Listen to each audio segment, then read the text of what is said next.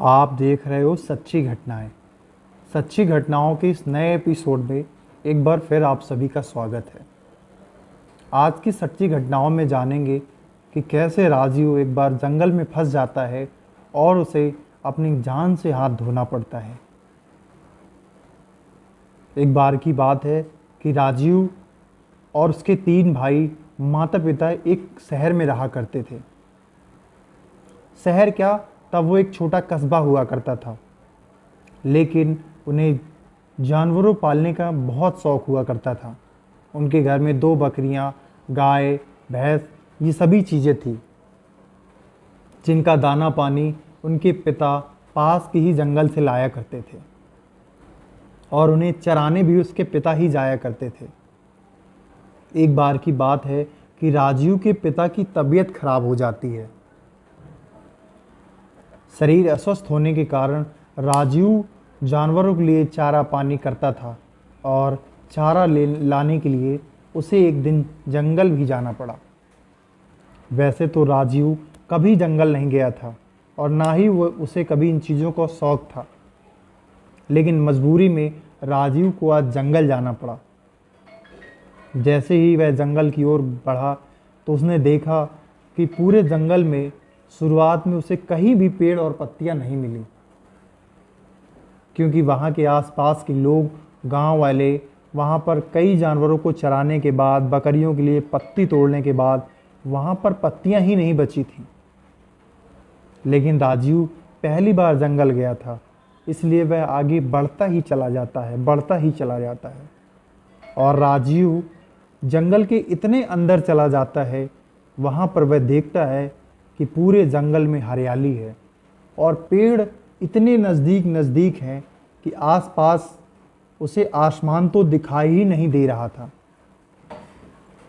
बरसात का मौसम था, आसपास रखे पेड़ पत्थरों से झरनों की तरीके पानी बह रहा था।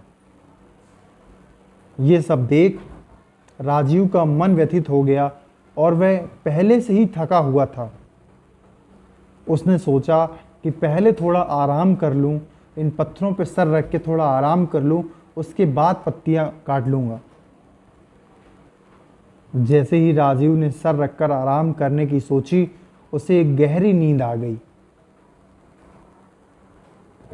और नींद में आते ही उसने देखा कि वह सपना देख रहा है कि एक लंबा चौड़ा आदमी, बड़े बड़े घुंघराले बाल, जिसके दांत बाहर निकले हुए हैं, आंखें एकदम लाल, उसके सामने खड़ा हुआ है।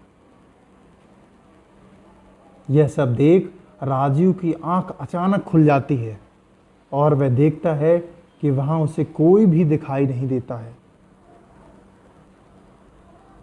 शाम होने वाली थी, सूरज ढलने लगा था,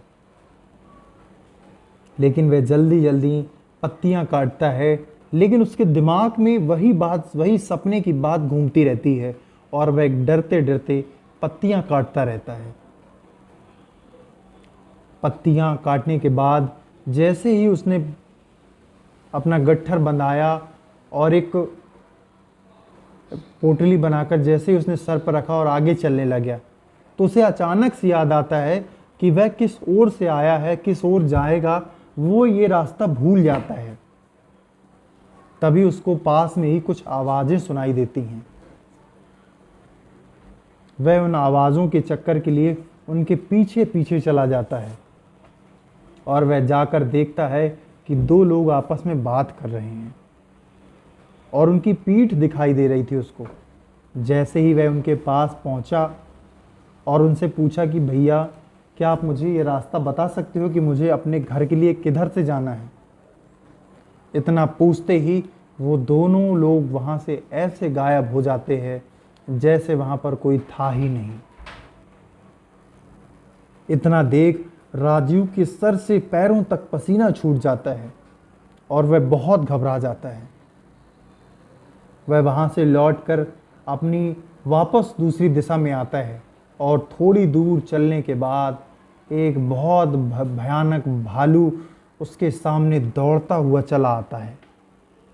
ये कहानी एक सत्यता है। दौड़ता हुआ चला आता है और उसके ऊपर चढ़ने का प्रयास करता है, उसे काटने का प्रयास करता है। लेकिन राजू झट से झुक जाता है तो भालू दूर गिरता है और उस भालू ने तुरंत अपना रूप परिवर्तन कर लिया।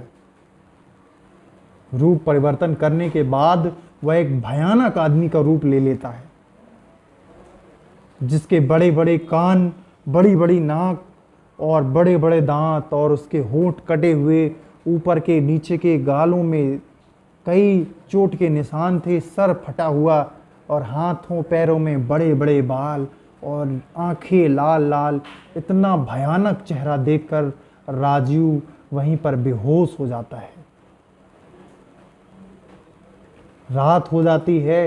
रात के 10 बजने पर उसके भाई बहन, माता पिता सभी परेशान हो जाते हैं, क्योंकि राजीव ना ही टॉर्च ना ही लौटी कुछ लेकर नहीं गया हुआ था।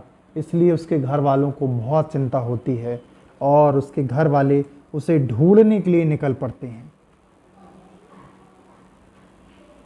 ढूंढते ढूंढते सुबह के 4 बज जाते हैं, लेकिन राजीव का कुछ पता नहीं चला।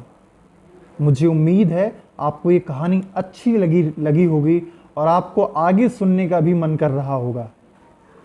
तो इस वीडियो को लाइक करें, इस वीडियो में प्यार दें, सब्सक्राइब करें चैनल को, ताकि मैं अपनी नेक्स्ट वीडियो में इस कहानी का दूसरा पार्ट बता सकूं। धन्यवाद।